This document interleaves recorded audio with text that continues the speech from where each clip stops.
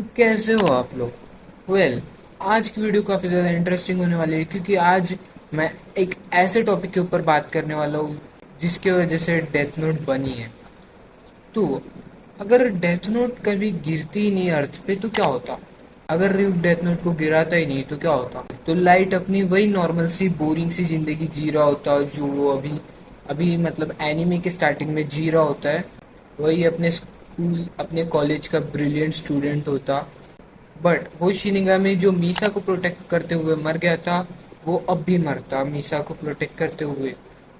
और रैम उसकी नोटबुक मीसा को दे देता जैसा एनीमे में हुआ था, बिल्कुल वही होता मीसा के साथ। तो अब ये सवाल बनता है कि मीसा उस नोटबुक का क्या करेगी? मीसा भी वही करेगी जो लाइट ने किया था, क्रिमिनल्स को मारना, उनको पनिशमेंट बोल के उन क्रिमिनल्स को खत्म करना। तो वही सब चीजें होती जो लाइट के साथ स्टार्टिंग में हुई थी। एल आता, एल वही फेक ब्रॉडकास्ट किया जिसमें उसने फेक एल को खड़ा किया था उस ब्रॉडकास्ट में। मीसा उसको भी वैसे ही मारती जैसे लाइट ने उसे मारा था। बट इस टाइम कुछ एक ट्विस्ट आता है। जैसे लाइट को जीतना पसंद था, बट मीसा को उतना कुछ रहता नहीं, उसको उतना कुछ जीतने से एकदम ऑब्सेशन नहीं है। और वो साथ में अपना मॉडलिंग करियर भी स्टार्ट रखती। और मीसा का वो वाला शूट भी होता है जो लाइट के कॉलेज के पास में हुआ था, जैसा एनिमे में हमें दिखाया गया है बिल्कुल वैसा ही कुछ होता। और मीसा भी लाइट को पहली नज़र में देख के उसके बेसिकली प्यार में पड़ गई। और वो लाइट के क्लोज जाने के लिए जितनी भी चीज़ें पॉसिबल है वो सब ट्राई करेगी, जैसे वो एनिमे में करती रहती है। बहुत कुछ किए उसने लाइट के पास जाने के लिए। बट लाइट के मन में भी थोड़ी बहुत फीलिंग्स रहेगी, जैसे उसने मांगा में भी हमें दिखाया गया है कि लाइट थोड़ी बहुत फीलिंग्स रखता है। जब वो पहली बार मीसा से मिला था तब उसने एक स्टेटमेंट कहा था। वो स्टेटमेंट क्या था? I need to make sure I don't develop feelings for this girl, that's how most guys crave up. इसी स्टेटमेंट से हमें ये पता चलता है कि लाइट भी थोड़ी बहुत फीलिंग्स रखता है। बट सीरीज में दिखाया जाता है कि लाइट सबको टूल की तरह इस्तेमाल करता है, जैसे उसने मीसा को भी एक टूल की तरह इस्तेमाल किया था। बट योत्सुबो आर्क जिसमें लाइट अपनी सारी डेथ नोट की मेमोरीज भूल गया था, तो मीसा की कैसे केयर कर रहा था वो हमें एनिमे में दिखाया जाता है। इससे हमें ये भी पता चलता है कि जो लाइट है वो भी थोड़ी बहुत फीलिंग्स रखता है, थोड़ी बहुत नहीं, मतलब रखता ही है फीलिंग्स। बेसिकली इनका एक रियल रिलेशनशिप हुआ रहता है।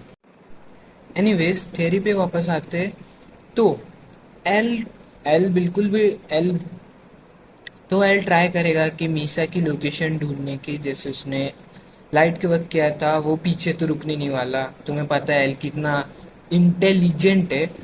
तो वही मीसा की लोकेशन फाइंड आउट करने की वो बहुत ज़्यादा ट्राई करेगा और उसे मिल भी जाएगी कि वो जापान में। तो एल सबसे पहले लाइट को अप्रोच करेगा, but at this point RAM जो है वो एल की लाइफ को थ्रेटन करने का ट्राई करेगा। और एल उसके साथ एक डील करेगा। वो डील ये रहेगी कि ये जो ये जो डेथ नोट है ये वापस ले जाया जाए, और जो मीसा की डेथ नोट वाली मेमोरीज है वो सारी की सारी मिटा दी जाए। और ये डेथ नोट शिनिगामी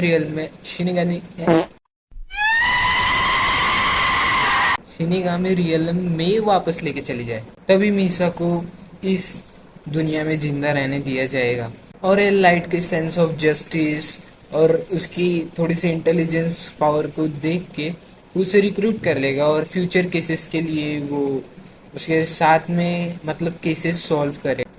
बेसिकली ये थ्योरी से हमें ये पता चलता है कि अगर र्यूक कभी डेथ नोट धरती पर गिराता ही नहीं तो लाइट जो है वो अपनी नॉर्मल सी जिंदगी जी रहा होता मीसा के साथ, एक अच्छा और हेल्दी रिलेशनशिप, हेल्दी तो नहीं, अच्छा रिलेशनशिप कंटिन्यू कर रहा होता और एल के साथ काम कर रहा होता। बस बेसिकली इस थ्योरी से यही पता चलता है। यही तक थी मेरी थ्योरी। अगर आपको इसमें कुछ कमियां वगैरह लग रही होगी तो तुम मुझे बता सकते हो। बाकी मिलते हैं अगले वीडियो में।